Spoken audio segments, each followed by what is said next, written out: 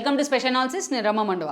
ఈరోజు అనాలిసిస్లో భాగంగా మనం తీసుకోబోతున్న టాపిక్ ఏంటంటే రాజోలు ఎమ్మెల్యే రాపాక వరప్రసాద్ ఈరోజు రెంటికి చెడ్డ రేవడిగా మారారా అంటే అవుననే చెప్పాలి.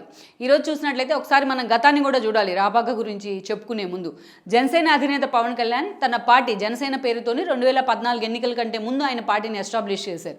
జనసేన ఏదైతే పేరులోనే జనాన్ని నింపుకున్న జనసేన లైక్ ప్రజారాజ్యం తరహాలోనే 2014 ఎన్నికల కంటే ముందు రాష్ట్రంలో ఒక సంచలనాన్ని సృష్టించింది.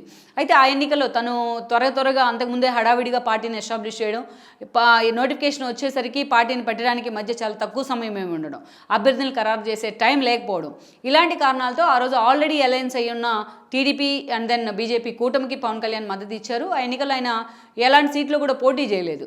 బట్ పార్టీ అధికారంలోకి వచ్చిన తర్వాత టీడీపీ అటు బీజేపీ కేంద్రంలో వచ్చింది.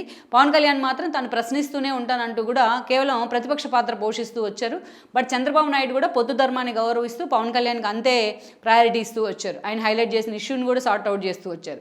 అయితే ఎప్పుడైతే చంద్రబాబు నాయుడు బీజేపీతో దూరం జరుగుతూ వచ్చారో విభజన హామీల వేదికగా, అప్పుడే పవన్ కళ్యాణ్ కూడా టీడీపీతో దూరం జరుగుతూ వచ్చారు. తన పార్టీ ఆవిర్భావ దినోత్సవ వేడుకలో ఆయన మాట్లాడటం జరిగింది. లోకేష్ మీద అవినీతి విమర్శలు చేస్తూ కూడా పవన్ కళ్యాణ్ ఆ రోజు మాట్లాడారు. ఆ క్రమంలోనే అధికారికంగా ఈ రెండు పార్టీల మధ్య పొత్తులు విరమించుకుంటున్నామని ఒక ప్రకటన రాకుండానే పవన్ కళ్యాణ్ చేసిన కామెంట్స్తో టీడీపీ కూడా దూరం జరిగింది పవన్ కళ్యాణ్కు. సో ఆ ఎన్నికల్లో మనం చూస్తే కొన్ని రోజులు లెఫ్ట్ పార్టీలతో పవన్ కళ్యాణ్ శైల్ అయ్యే ప్రయత్నం చేశారు.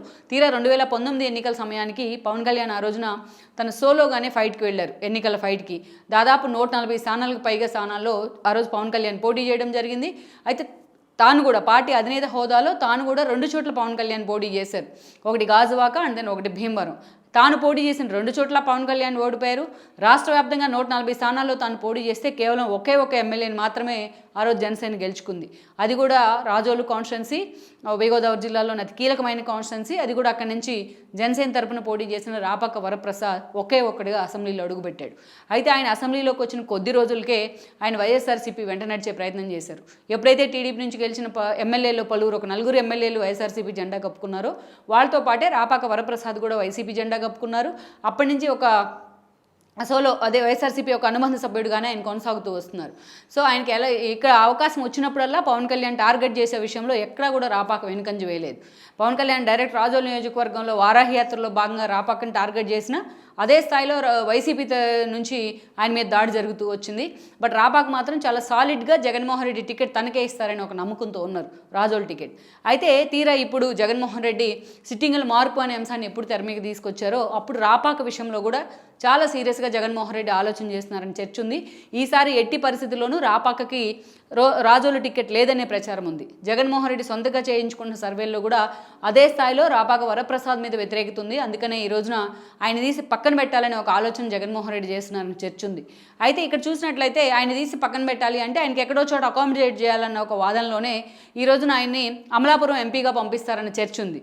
అయితే ఈరోజు అమలాపురం నుంచి అనురాధ లాంటి వాళ్ళు వైఎస్ఆర్సీపీ తరపున ఎంపీలుగా ఉన్నారు. ఈరోజు విశ్వరూప్ లాంటి వాళ్ళు కూడా తన కొడుక్కి ఎంపీ టికెట్ ఇవ్వాలనే డిమాండ్ ఎప్పటి నుంచో తీసుకొస్తూ ఉన్నారు. ఈ క్రమంలోనే అటు అనురాధ వర్సెస్ విశ్వరూప్ అన్న ఒక నెగోషియేషన్ అయితే అటు నడుస్తూ వస్తోంది ఎన్నో రోజులుగా. ఇలాంటి సిచ్యువేషన్లో వాళ్ళిద్దరి మధ్య ఒక ఆధిపత్య పోరు నడుస్తున్న క్రమంలో ఈరోజు జగన్మోహన్ రెడ్డి వన్ సైడెడ్గా అమలాపురం టికెట్ని ఎంపీ టికెట్ను రాపాకకి ఇచ్చే పరిస్థితి లేదన్నది వాస్తవం. అందుకే అటు ఎమ్మెల్యే టికెట్ మాత్రం సర్వేల కారణంగా రాపాక దక్కదనే చర్చ ఉంది. ఇటు ఎంపీ టికెట్ ఇచ్చే సమీకరణాలు వైఎస్ఆర్సీపీలో లేవన్నది వాస్తవం. ఇలాంటి ఎందుకంటే విశ్వరూప్ లాంటి వాళ్ళు రాపాక కన్నా ఎంతో సీనియర్ కూడా వైసీపీలో. సో ఆయన కాదని, ఆయన ఫ్యామిలీని కాదని రాపాకకి ఇండివిజువల్గా టికెట్ ఇచ్చే పరిస్థితి అయితే లేదు. ఇలాంటి సిచ్యువేషన్లో రాపాక అటు రెంటికి చెడ్డ రేవడిగా మారారు. అటు ఎంపీ టికెట్ దక్కే అవకాశం లేదు, ఇటు ఎమ్మెల్యే టికెట్ దక్కే అవకాశం లేదన్న చర్చ ఉంది. సో ఆయన అనుచరులు మాత్రం పార్టీ మార్చుకుని తప్పు చేశారు రాపాక అన్న ఒక ఆలోచన కూడా వ్యక్తం చేస్తూ వస్తున్నారు. ఈరోజు జనసేనతోనే ఆయన శైలి అయ్యి ఉంటే తప్పకుండా ఆ సీటు జనసేన టీడీపీ ఉమ్మడి అభ్యర్థిగా రాపాకే బరిలో దిగుండేవాళ్ళు. అక్కడి నుంచి ఆ 2 పార్టీలు ఉమ్మడి అభ్యర్థిగా ఆయనే గెలిచి అసెంబ్లీలో మరోసారి అడుగు పెట్టుండేవాళ్ళు. సో ఈరోజు వైఎస్ఆర్సీపీకి వెళ్ళిన కారణంగా ఒక మద్దాలి గిరి తరహాలోనే ఆయనకి ఏ సీటు కాకుండా పోతుందనే చర్చ ఉంది. ఇప్పటికిప్పుడు అటు జనసేనలోకి వెళ్ళి టికెట్ తెచ్చుకోవాలన్నా అటు పవన్ కళ్యాణ్ పూర్తిగా రాపాకకు డోర్స్ క్లోజ్ చేసి ఉన్నారు. సో అలాంటి వాళ్ళు టీడీపీలోకి వస్తానన్నా మేము రానివ్వమంటూ కూడా చంద్రబాబు నాయుడు ఒక కీలక ప్రకటన చేశారు. సో ఇలాంటి సిచ్యువేషన్లో రాపాక రాజకీయ భవిష్యత్ ఏంటి అనేది ఒక పెద్ద క్వశ్చన్ మార్క్గా మారిందన్నది వాస్తవం. ఈ వీడియో మీకు నచ్చినట్లయితే please share, like and subscribe R24 Telugu.